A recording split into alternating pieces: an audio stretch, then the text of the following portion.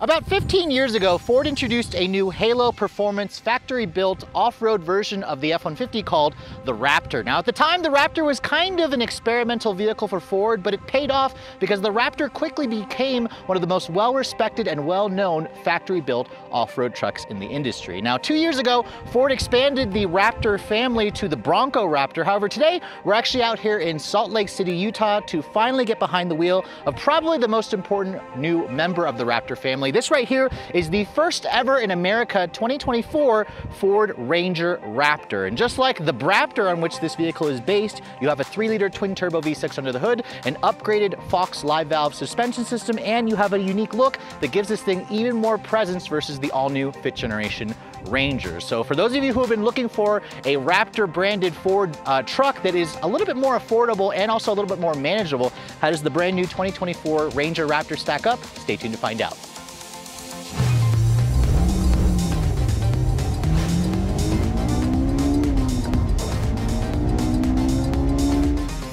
Now, because the Ranger Raptor is built off of a more bespoke Ford Performance type of vehicle, I thought I'd start by popping the hood and talking about the engine, because this does have a bespoke engine for the Ford Performance brand. This is the company's 3-liter twin turbocharged direct injection V6. This is essentially the same engine that we also find in the Bronco Raptor. In the Ranger Raptor, it makes 405 horsepower and 430 pound-feet of torque. That's around 13 less horsepower and 10 less pound-feet of torque versus the Bronco Raptor. Ford says it's like that because of restrictions within the exhaust and the intake system. It's a different engine bay, of course. Now, if you guys are looking at some of the competition, this is the only V6 option that you're going to find. If you're comparing it to like a Tundra or Tacoma TRD Pro, a Canyon AT4X, or a Colorado ZR2, the Ranger has the most power that you're going to find in the segment. It's also connected to a segment-exclusive 10-speed automatic transmission. It's a Ford-designed transmission, and fuel economy for this engine is rated at 16 in the city and 18 on the highway. Ouch. Now again, fuel economy is not the important thing of this truck. It does have roughly a 20-gallon fuel tank, so you're looking at around 300 to 350 miles of range, depending on how light you're going to be on the throttle application. Now, Ford doesn't claim a 0 to 60 time for this truck. I've seen the Bronco Raptors at around 5.6 seconds. Now, I expect this truck to be a little bit faster because it is a lighter truck. The Ranger Raptor can also tow a maximum of 5,510 pounds, so it's a reduction of about 2,000 pounds compared to the standard Ranger, and that's because of the GWR rating. It's the gross vehicle weight rating. This is just a much heavier vehicle. In terms of the payload capacity, this will also carry a maximum of 1,400 pounds, and as this truck sits, it weighs in at a whopping 5,300 pounds, roughly 800 pounds heavier than the regular Ranger, or around 300 pounds lighter versus the Bronco Raptor on which this vehicle is based. But let's go ahead and close up this hood, which, as you can see, is supported by a prop rod as opposed to struts. And we'll try that again because it is a windy, cold day. See if we can slam the hood down. There we go. So talk about the exterior styling for this truck. Now, first of all, it's based on the all-new 5th generation Ranger. If you guys haven't seen our review on the Ranger Lariat, be sure to click in the link in the description below. This is going to focus primarily on the Raptor. It has the usual Raptor design cues that really gives this truck a unique design to it. It also gives it a lot more aggression. You can see the grille is a lot bolder. I apologize for how dirty the truck is. It's been snowy and muddy here. You can see it spells out Ford boldly in the grille. That's a key signature element of all the Ford Raptor vehicles. It has some bigger air intake openings, a nice big air intake opening here. That engine's going to require additional cooling. The front bumper is also unique. It gives this truck a better approach angle versus the standard Ranger. You have around 10.7 inches of ground clearance. You also have upgraded skid plates and bash plates underneath. You have those integrated parking sensors. And then you can see the headlights on this truck. These are the upgraded Performance full LEDs, where they're projector style. You can see they have that clamp shape LED daytime running light. But as you can see, the daytime running light is actually the standard white color. Other Raptor models have the amber illumination, so I'm a little surprised that Ford didn't put the amber illumination here. You do have LED low and high beams, LED turn signals, LED fog lights. The other thing you're probably also noticing, there are no triple side or marker lights in this truck. So most of the other Raptors, or the other Raptors like the Bronco, the F-150, have 3 individual amber LEDs here, and that's to, again, be like a marker light. But because this truck isn't over 80 inches wide, it wasn't required to add that, but I do think that Ford should have probably put that on there. I expect expect owners to probably make that change whenever they get a hold of their Ranger Raptor. Now, this particular color that I'm showing you is called Shelter Green. It's actually a free charge color, and I have to admit, in the sunlight here, it's a fantastic shade of like a greenish, like bronze color that really works well with the lines of the Ranger Raptor. This truck in general is around 3 inches wider than the standard Ranger. The standard Ranger in general is around 2 inches wider than the previous generation. So in total, this truck is about 5 inches wider if you compare it to the previous generation Ranger, which again is nice, but this truck is around 79.5 inches wide. So it's around 7 inches narrower versus like an F-150 Raptor or a Bronco Raptor, which makes it more manageable. The Ranger Raptor only comes in one cab configuration, but you basically get 4 full-size doors, and you get a 5-foot bed at 210.9 inches long with a 128.7 inch long wheelbase. The Ranger Raptor is actually a little bit smaller than most of its competitors, which is kind of nice because again, all the other Raptors I felt were too big and too wide and just too expensive.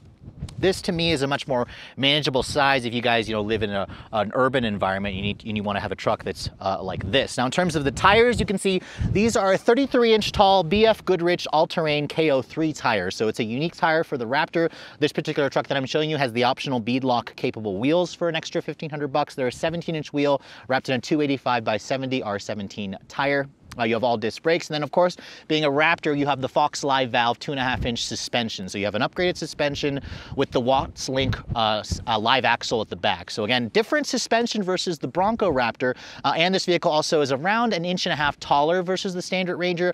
In total, you have 10.7 inches of ground clearance, which is fine. Although, if you're looking at some of the Bronco Raptor, it has around 13 inches of ground clearance. So I almost kind of wish that Ford raised the truck up a little bit more. I suspect some owners may swap out the 33s and maybe put 35s. I think Ford should have offered a 35-inch tall tire, but let me know in the comment section below if you guys like the overall stance. You can see the Raptor also includes wider fender flares to allow for clearance of the tires.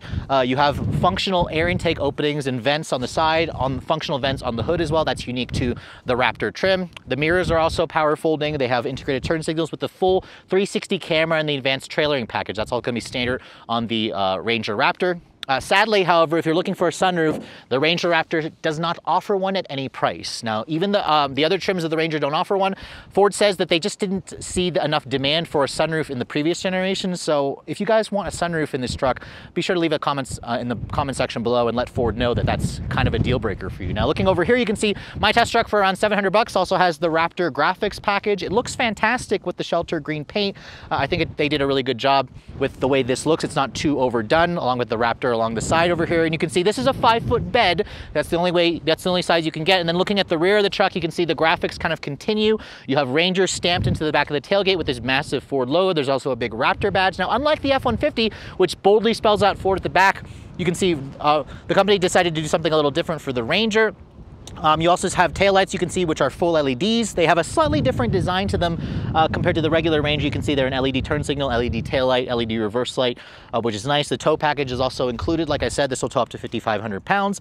And then you can see the exhaust system. You have twin outlet chrome tipped exhaust. Now I have to say the exhaust looks nice up close, but from afar I noticed that they looked a little bit small. This truck does come standard with an active exhaust system, and I have to say it has 4 different modes, but let's go ahead and fire it up. I'll let you guys hear what it sounds like in Baja mode, which is the loudest mode.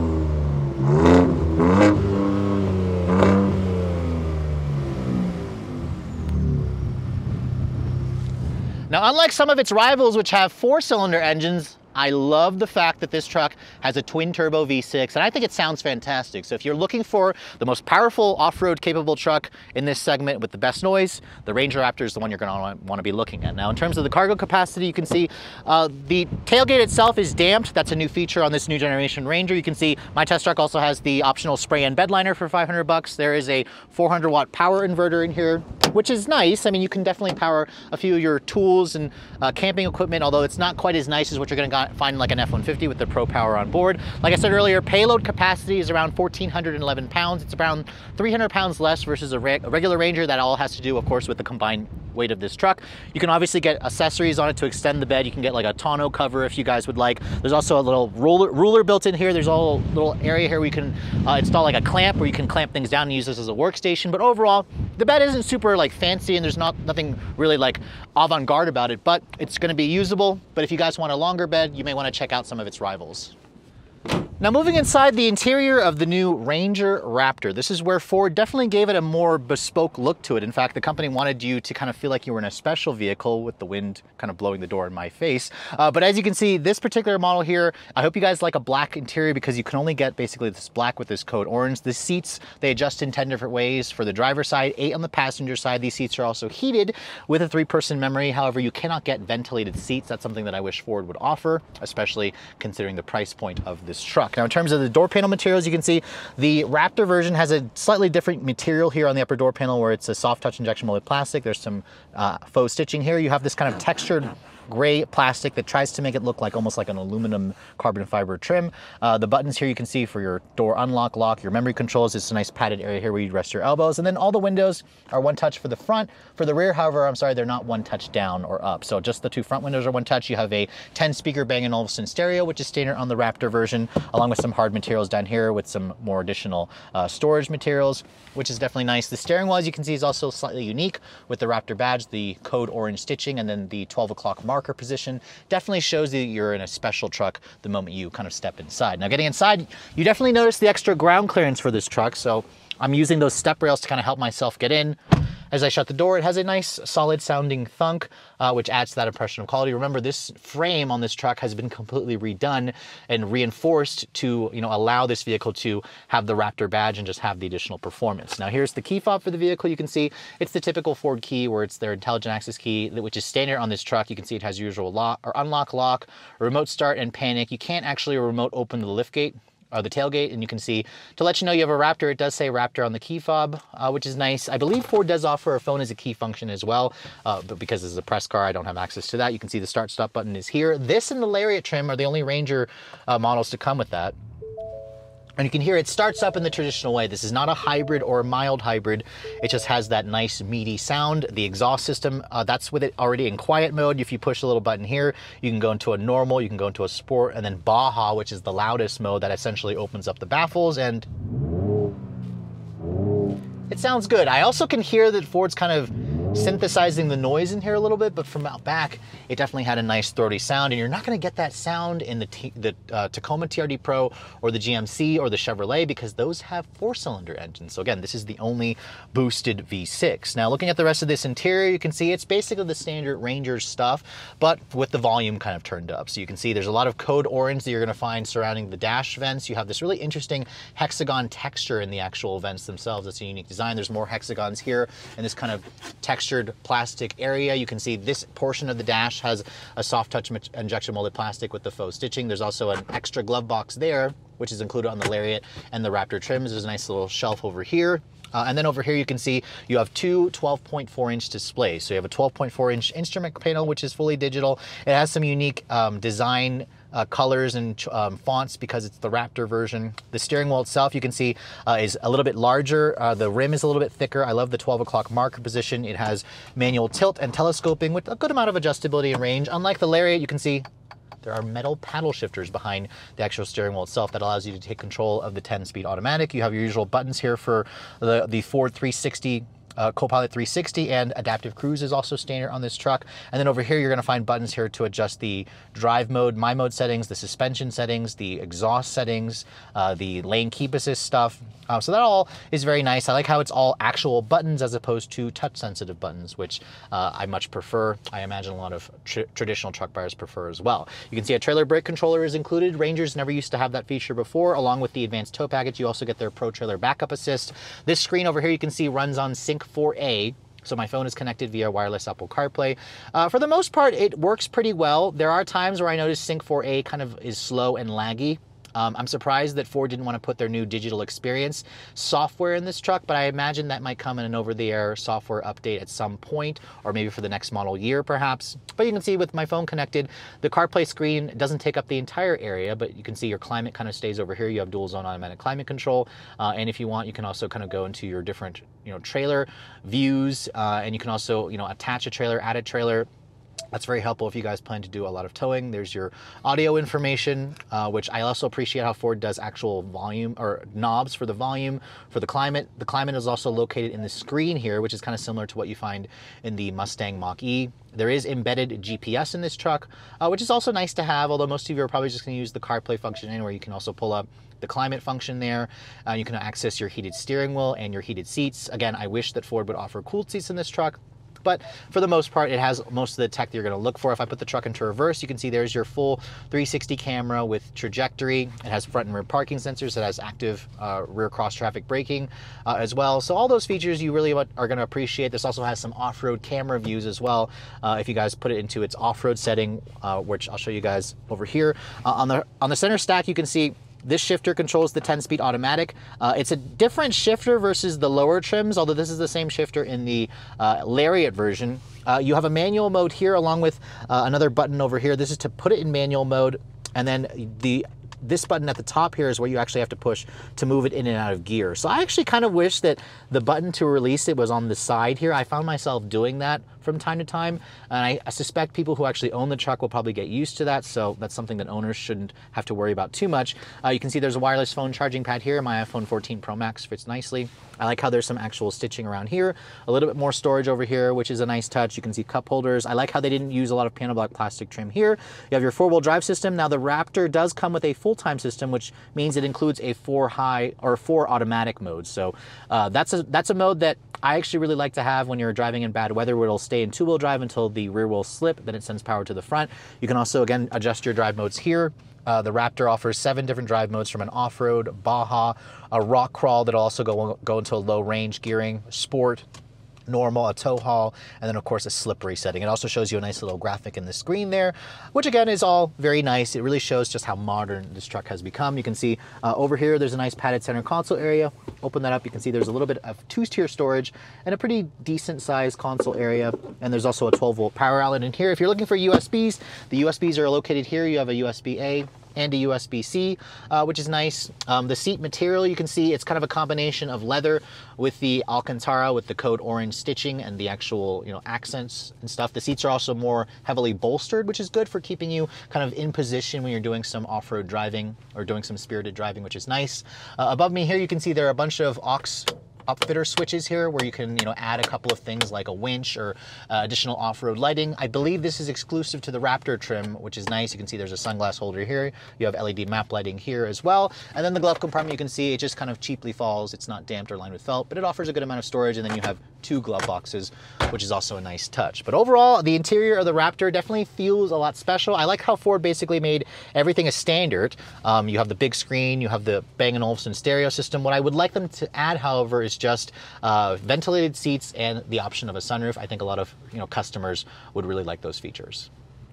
Now, because the Ranger Raptor only comes as a crew cab body style, you can see the rear seat is usable for average size adults. If you're a taller adult, you may want to consider looking at an F-150 Raptor if you need to put tall people back here. But you can see the rear seat area, Ford says there's around 34.6 inches of legroom, which is a pretty decent amount. It's average.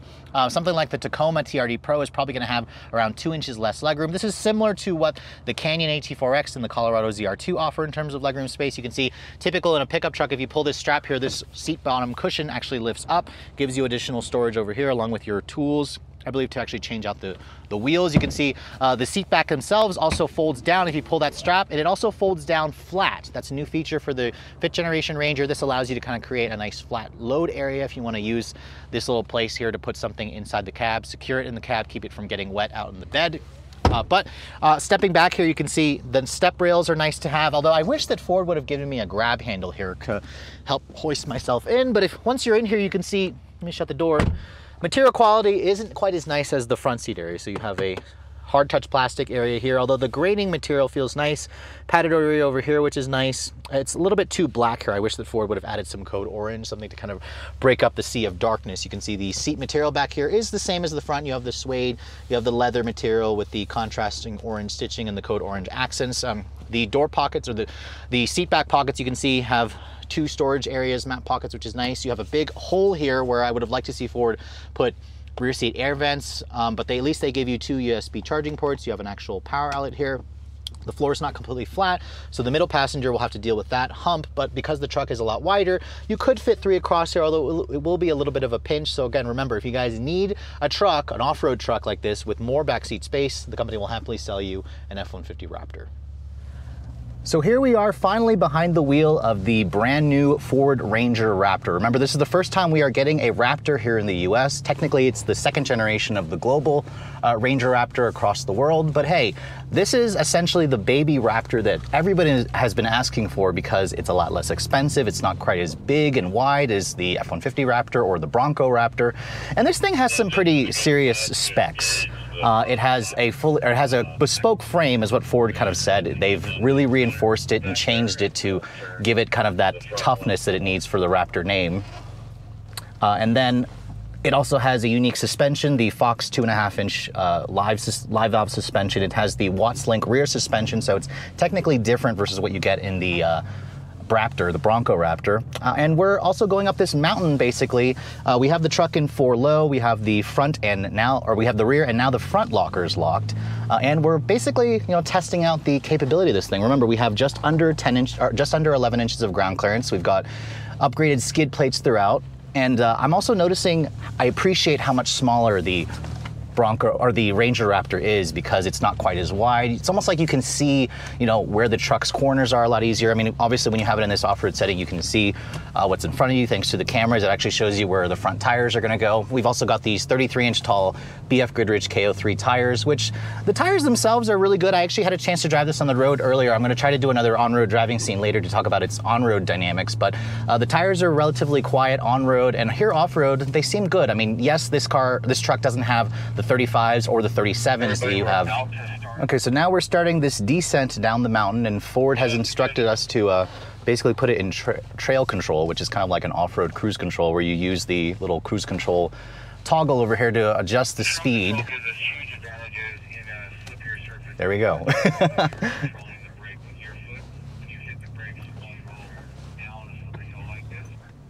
Yeah, so as you guys probably noticed, the road surface is kind of like this slippery dirt that has snow and ice on it because we're up here at around 5,000 feet above sea level, maybe even more than that considering there's lots of snow everywhere. But as you can see as I go down the steeper portion here, which it never really looks all that steep on camera, I've got the trail control on. It's set at 1 mile per hour. Now I can increase that or decrease that from this little toggle here. We'll go up a little faster because 1 seems a little too slow. So we're at 2 miles an hour. Again, I'm not modulating the brake or the throttle. It's kind of just doing that on its own. Although compared to the systems I've tried in like Toyotas, it's much quieter. The Toyotas, you really can hear it like clamping and just beeping and making all these noises. It's kind of annoying, but the Ford system is much more refined. Now I haven't had a chance to try it out in some of the newer Toyotas. That's something that Toyota did address. 3 miles an hour. Okay, so he says have it at 3 miles an hour. So we have it at 3 miles an hour now, and you can see there's very little drama. The truck just kind of maintains forward momentum. It also maintains, a straight heading, because that's kind of the concern when you're going downhill is the truck might slide sideways and you'll roll over down the hill, which is obviously never a good thing. But we are getting a chance to really test out the ground clearance, 10.7 inches, which I was actually surprised. It seems a little low considering it's a Raptor, but thankfully, we're on this mountain trail and we haven't had a chance to really scrape or test out those skid plates yet. But just keep in mind, like something like the Bronco Raptor has like 3 more inches of ground clearance. The F-150 Raptor, I believe, has like another 3 more inches of ground clearance too. But hey, this truck is at a much lower price point, and I love how much smaller it is because you go through these tight trails and you don't have to worry too much about hitting these twigs and these tree branches scratching up your truck. But yeah, so I apologize for all the noise in the background, but we're trying to also listen to what the Ford rep is telling us ahead of us because again, we are on this like mountain off-road trail and we don't really know where we're going and what's ahead of us and whatnot. So, but overall, I'm really liking how easy this truck makes it. I mean, these off-road trails, the manufacturers, they scout it out and they try to make sure that the truck can obviously get through it. But, the Ranger Raptor, I think personally, is going to be the one that everyone's going to want in this segment because, everyone's always loved the Raptor. The Raptor has such a huge, brand heritage and reputation in the industry. And it's only been around for about 15 years, but I love the fact that Ford is kind of expanding the Raptor family. I haven't had a chance to drive the Bronco Raptor yet. I'm hoping I'll be able to drive one later this year, but I think for people who want to get into the Raptor family, the Ranger Raptor, especially if you guys plan to do off-roading, this is going to be the one you're going to be having your eye on. So this is a Raptor, and it wouldn't be a Ford performance event without getting a little air, because as you guys know, Ford designed this suspension to be able to withstand that kind of abuse. So they set up this little hill where we're allowed to basically put it in manual mode, leave it in second gear, and floor it and get a little bit of air. So we're gonna go ahead and do that and see what the whole experience is like. All right, let's go. Full power. Floored. Got it. Let's go. Oh gosh.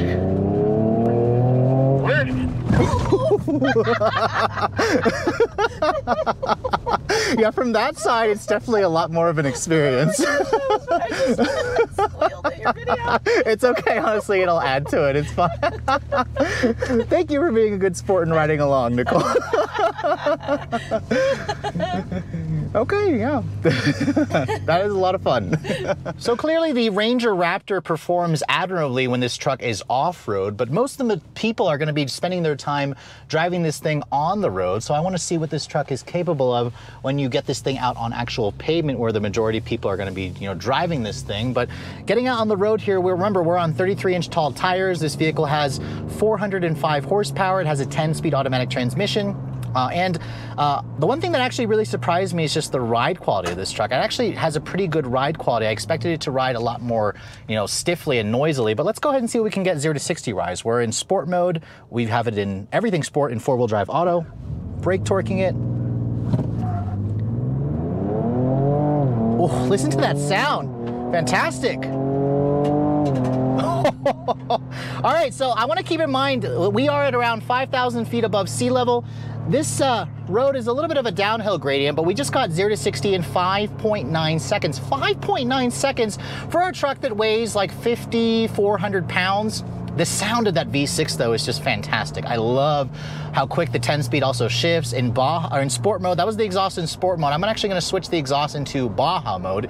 It says it's for off-road use only, but come on, most people are going to probably use that on the road anyways. But let's just go ahead and try it again here, see if we can get an identical time on the same stretch. Brake torque it.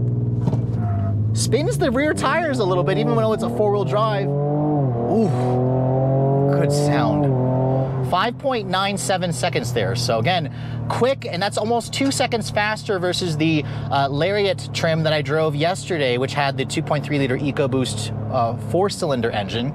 This V6 is such a gem. I mean, I haven't had a chance to drive the Bronco Raptor, sadly, but I am really impressed with just driving the Ranger Raptor. This V6, I think, is a really fantastic powertrain. It has a wonderful 10-speed automatic transmission that just shifts really quickly and really smoothly. It puts the engine right at the meat of its power band. And the sound of that engine, I think that owners are going to really love the active exhaust. It just kind of adds to the whole drama of this truck, and it really makes you feel like you're driving something special. I think that's kind of important when you're looking at a vehicle like this. The one thing I did notice with most trucks, I mean, the 33-inch tall tires definitely create kind of a big turning radius, but I don't expect vehicles in this segment to offer like a 4-wheel steering kind of thing. But put my foot down here.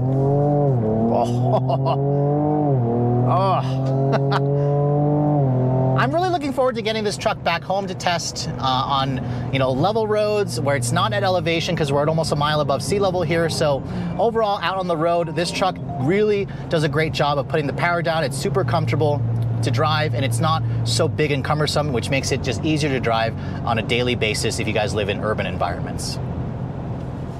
Now, with so much success with the Raptor family, it's no surprise to me that Ford would finally bring over the Ranger Raptor. The company calls the Ranger Raptor the global Raptor because even though we never got a Ranger Raptor here in the US, this truck is actually in its 2nd generation globally, and it is one of the top selling vehicles that you're going to find worldwide. So after spending the day driving the new Ranger Raptor, I have to say, if you guys watched my review on the Ranger Lariat, I liked that truck, but there were some things about it that just didn't really stand out to me, especially when there's such really good competition.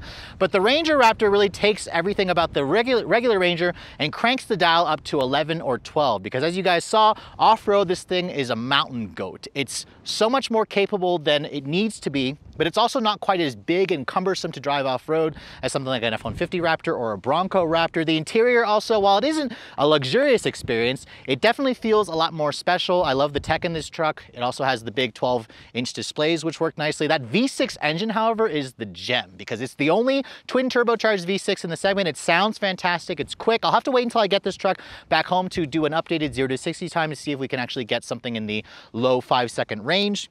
But overall, driving this truck out on the road also surprised me because it has really good ride quality. The tires aren't too loud. It's easy to drive because it's a lot smaller and less wide. And it just makes for an easier Raptor truck to basically drive on a daily basis. Now, the other wonderful thing about the Ranger Raptor is the fact that the pricing of this truck isn't really that much more versus a top trim version of a standard Ranger, because the Raptor is going to start at around $55,495, so 55,000 bucks. It's around $8,000 more than a four-wheel drive Lariat. Now, I know that may sound like a lot of money, but remember, this is going to compete with trucks like the Canyon AT4X, the Colorado ZR2 Bison, for example, or the Toyota Tacoma TRD Pro. My particular test truck, with some of the options that it has, like the beadlock capable wheels, the graphics package, this model here comes in at just under $60,000, around $59,900. Keep in mind, however, $60,000 may sound like a lot, but I remember testing out an AT4X Canyon, which was around $65,000. We don't know final pricing just yet of the Tacoma TRD Pro, which I expect that to be in the $60,000 range as well. And then if you're looking within the Raptor family, the F-150 Raptor is around $25,000 more expensive. The Bronco Raptor is around $35,000 more expensive. So there's a lot of value to be had here with the Ranger Raptor, and it's no surprise to me that there's a lot of demand for this truck, and I wouldn't be surprised if this thing eventually becomes the best-selling Raptor vehicle in the Ford Performance family. But with all that said, hope you guys have enjoyed my full overview on the brand new 2024 Ranger Raptor. If you're also looking to see the latest vehicles I'm testing, be sure to follow me on Instagram at Redline_reviews, like us on Facebook, and as always, guys, please keep subscribing to the Redline Reviews YouTube channel for all the latest reviews. Thank you so much for watching. I'll catch you all in the next video.